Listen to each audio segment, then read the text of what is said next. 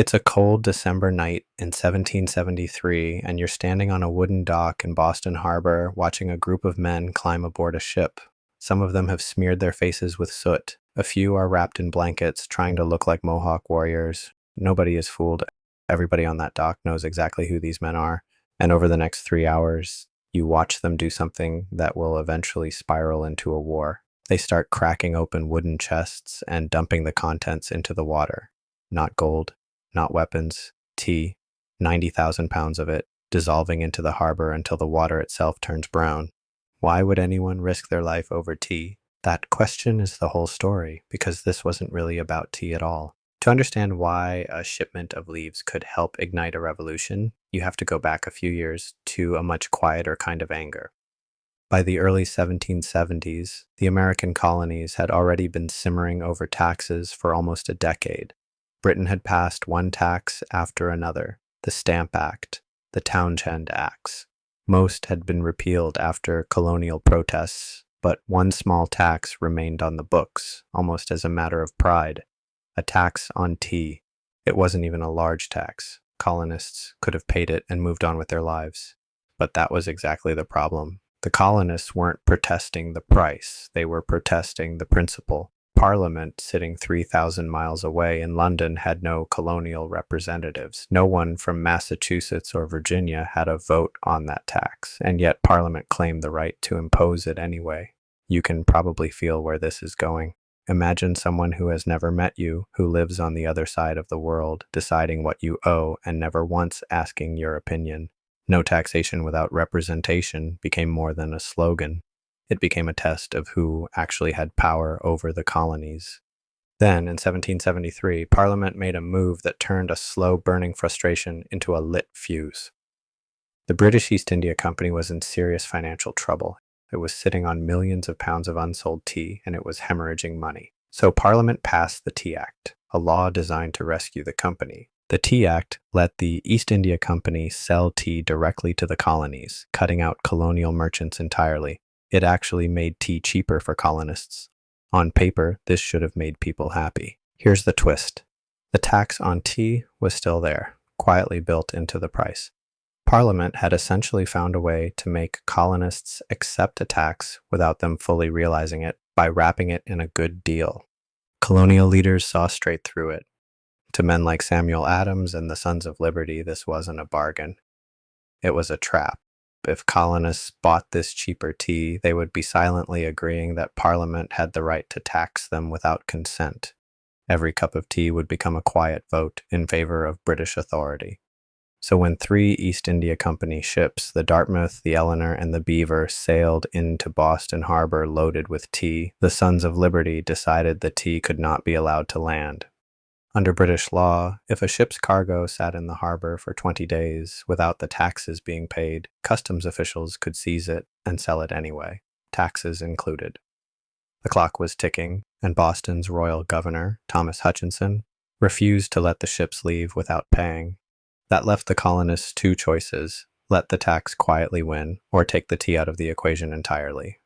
On the night of December 16th, roughly 100 men, thinly disguised, rowed out and boarded the 3 ships. Over the next few hours, they worked with almost eerie discipline. No one was harmed. No other cargo was touched. Only the tea went into the harbor, chest by chest, until it was gone. Word of what happened in Boston spread through the colonies within weeks, and reactions were mixed. Some colonists cheered, others were nervous. Even Benjamin Franklin initially called it an act of vandalism and suggested the East India Company should be repaid. But in London, King George III and Parliament saw it differently. They saw defiance, and defiance, left unanswered, invites more defiance. So Parliament responded, not with negotiation, but with punishment. In 1774, Parliament passed a series of laws that colonists began calling the Intolerable Acts. The port of Boston was shut down entirely until the destroyed tea was paid for, cutting off the city's main economic lifeline. Massachusetts's colonial government was stripped of much of its self-rule, with officials now appointed directly by the Crown instead of elected locally. British soldiers were given the right to be quartered in colonial buildings. This is the moment worth pausing on because it's where the story stops being about tea entirely. Parliament had intended these laws to isolate Massachusetts and make an example out of it. Instead, something unexpected happened. Colonies that had never fully agreed with each other before started aligning. Virginia, New York, South Carolina, colonies with wildly different economies and interests all looked at what happened to Massachusetts and thought the same uneasy thought. That could be us next.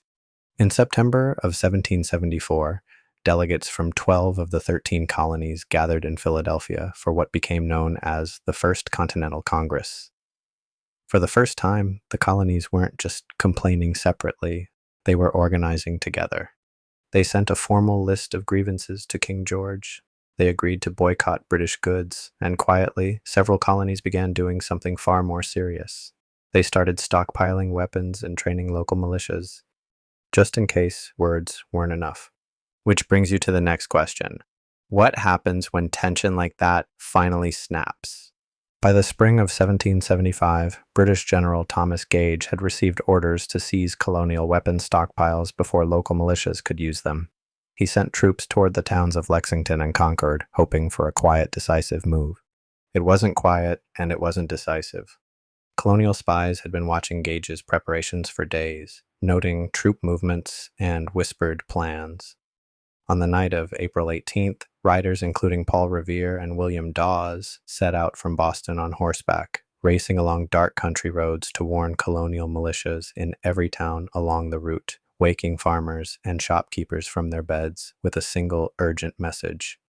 By the time British soldiers reached Lexington at dawn, roughly 70 armed colonial militiamen, ordinary farmers and tradesmen, who had never expected to fight anyone, were already standing and waiting for them on the town green, uncertain themselves whether this would end in bloodshed.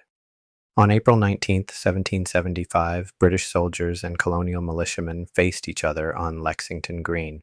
Nobody knows for certain who fired first. Some accounts blame a colonial onlooker. Others blame a nervous British soldier. But a single shot rang out, followed by a chaotic volley of gunfire. Historians still simply call it the shot heard round the world. By the end of that day, fighting had spread to Concord and back toward Boston, leaving dozens dead on both sides. The American Revolutionary War had begun. Just 16 months after that night, the tea went into the harbor. Here's the misconception worth clearing up. The Boston Tea Party did not directly cause the war. No British soldier died that night, and no shots were fired on the docks. What it did was force a choice. It pushed Parliament to punish Massachusetts so harshly that it accidentally united colonies that had never agreed on much of anything before. It transformed a scattered collection of local grievances into a shared cause. Tea alone couldn't start a war, but tea, combined with a government unwilling to listen and colonists unwilling to back down, created exactly the kind of standoff that wars are made of. So the next time you see a cup of tea, it might be worth remembering that a war once grew out of a decision to dump tea into the sea instead of drinking it. Not because of the tea itself, but because of everything that single act of defiance was really saying. Sometimes the smallest act of protest is never really about the object in question. It's about the line somebody finally decides not to cross.